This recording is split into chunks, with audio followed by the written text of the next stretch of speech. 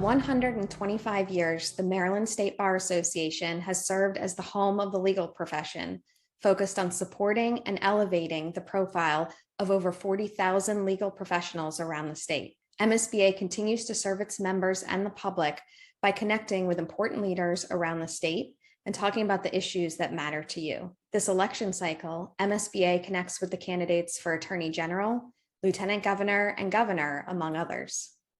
I'm Pamela Wood, a reporter for the Baltimore Banner. The MSBA invited all Republican candidates to participate in a gubernatorial forum, but some candidates opted out with very short notice. We welcome Republican gubernatorial candidate Kelly Schultz for a discussion. This discussion is available to MSBA members and the public on MSBA's website and YouTube channel, and then will be available on demand. We will begin with a 90-second opening statement from Ms. Schultz, then 4 questions determined by the moderator and the MSBA. Ms. Schultz will have 1 minute to answer each question and 45 seconds to answer each follow-up. We will conclude the discussion with a 1-minute closing statement from Ms. Schultz. Thank you for joining us. First, I would like to just introduce myself to the many people that are going to be viewing this video. My name is Kelly Schultz, and I am running for governor. And my campaign is about opportunity. And we're also about making sure that Maryland stays on a steady track. And with that, we talk about safe, steady, and prosperous quite frequently, actually, because that's what Marylanders across the state are looking to talk about. I was going to be the first person in my family to graduate from college. And in my second year of college, I got pregnant, I dropped out of school, I got married, and I subsequently spent the next 15 years of my adult life raising my 2 boys and doing anything that I could in order to be able to make our family work. I waited a lot of tables and I tended a lot of bar. But I also spent a lot of time with my children, and I understand what those working families are doing and every single day and how difficult some of their opportunities have been for them to be able to achieve. We talk about safety. We talk about making sure that our streets are safe, that our families have every opportunity to raise their kids in a safe community. We talk about education and making sure that parents have choice. We instituted our idea of our parental Bill of Rights, talking about parents being empowered, being able to make sure that they're involved in their children's education and making people accountable. And then we talk about prosperity. And I'm happy to talk about a lot of that because prosperity is really where we get our communities and our individuals and our working families those opportunities to work on their own personal prosperity with low taxes and high opportunities. So the first question, global climate change is already affecting parts of Maryland and it's projected to get worse. What are the top 3 actions you think Maryland should take to prevent and mitigate the harmful effects of climate change? That's a great question. And I would just like to say, as a former Commerce Secretary, I understand how important the environment is to our economy as well. Our travel industry, especially as it relates to the Chesapeake Bay, has been one of our biggest attractors, and we have to be able to make sure the Chesapeake Bay stays healthy and strong. But we also know that Maryland is a tremendous national leader already in environmental issues. Maryland is the fourth most environmentally friendly state in the country. We have the highest water quality in the country and has the 2nd most LEED certified businesses per capita. I'm going to make sure, number 1, that we continue these programs to be able to make sure that we are leaders in this industry, but I'm also going to be able to make sure that we have a balanced support. We want to be able to make sure that Marylanders who are already struggling with very, very difficult funds for their own personal families, that we don't overburden them. We're going to continue to be able to make sure that we address Operation Open Space, Program Open Space, and the Chesapeake Preservation Programs. That's what we're going to continue to do. Thank you. And can you offer any further specifics, though, about climate change and actions that Maryland could take? I am really proud that, Maryland has a goal and we have a plan for 2030 to be able to make sure that Maryland continues to lead those efforts. I think once we reach those goals, we can look at different types of goals and that we would like to be able to address. At this point in time, we have some very lofty goals that I think we need to continue to work on. Okay, next question is a legal question. Maryland's courtrooms are currently closed to cameras and recording devices, with a few exceptions. The pandemic has shown improved capabilities and technology for remote access. Do you favor allowing additional recording either for the news media or the public? And if so, how would you achieve that? I would say I'm all about transparency. That's the one thing that we learned. It took us a long time in the House of Delegates and in the Senate in Annapolis to be able to get recordings on the floors of either of those chambers. And I was very much an advocate to be able to make sure that we had transparency for the general public. I would certainly, as being one of the only non-attorneys in the room that's running for office, I would like to say that transparency should transcend everywhere we go, especially in the courtroom. And how specifically could you see that playing out? Like what types of hearings or under what conditions could you see expanded recording in the courtrooms?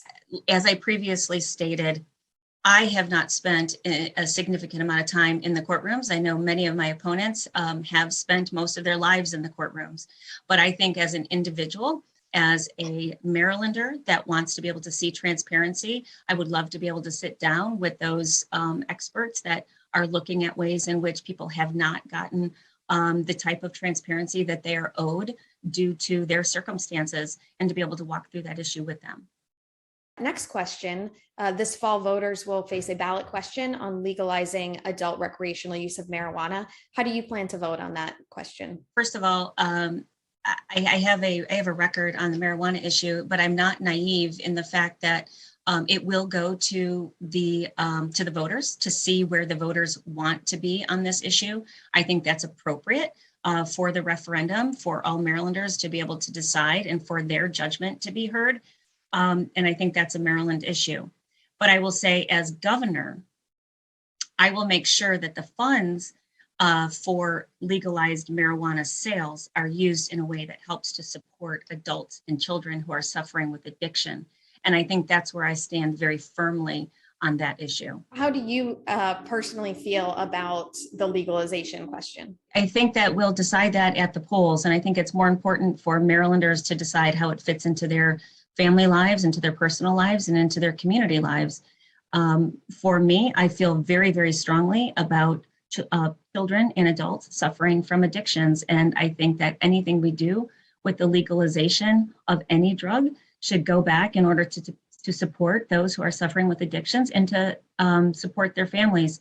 I know some have talked about those funds, those revenues generated going towards the education process. I personally think that that's wrong. I don't think that we should depend on educational funds to come from people that are using a drug in order to be able to increase the educational trust. Final question is about gun violence, which of course continues to harm our communities, both in these terrible mass shootings and day-to-day violence in our communities. Please briefly describe 3 strategies you would support as governor to reduce gun violence. Sure. Well, Pam, if it's okay with you, I just want to mention very briefly the tragic incidents that had occurred this week.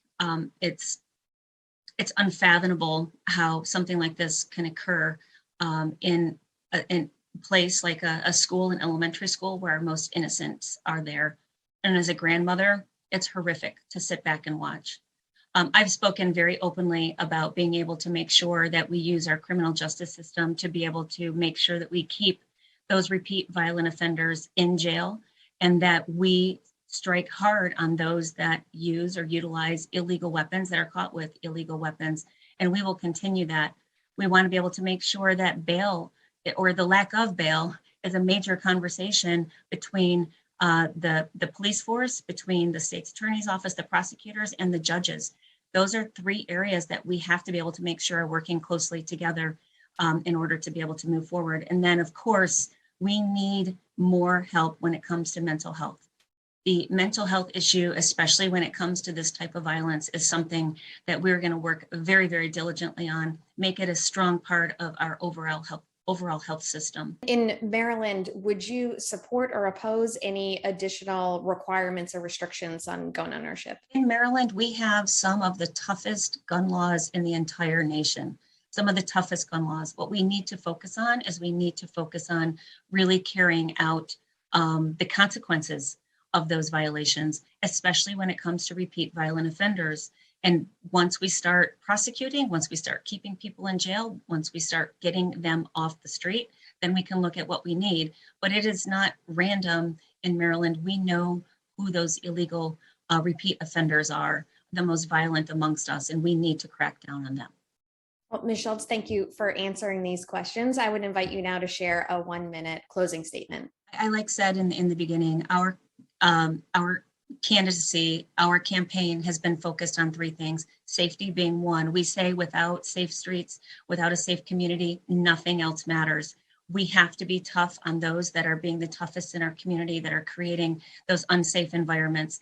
We want to be able to empower parents. We owe children a top-notch, a world-class education. We are the highest academically achieving state in the nation, except in some zip codes, and we're not going to allow that to happen. We're going to make sure that every parent has the opportunity to send their child to a world-class school, and we have to do something to be able to ease up on our public charter school systems to give parents the real choice. We have to talk about prosperity. We have to talk about decreasing our taxes, especially for those that are the hardest working people amongst us. And that is decreasing the inflation tax, the gas tax that is out of control. It's causing parents to determine whether or not they're going to put gas in their car or go to the grocery store. I have been one of those hardworking moms in the past that have had to live paycheck to paycheck to be able to make sure that I knew what I was going to do to get my family through some tough times. Every hardworking Marylander needs those same opportunities. We can't make it tougher on them. We have to help to make it easier on them. I'm Kelly Schultz. I'm running for governor. Let's continue to move Maryland on the best path that we have been on for the last 7.5 years. Thank you so much for joining us. Thank you very much. I appreciate it.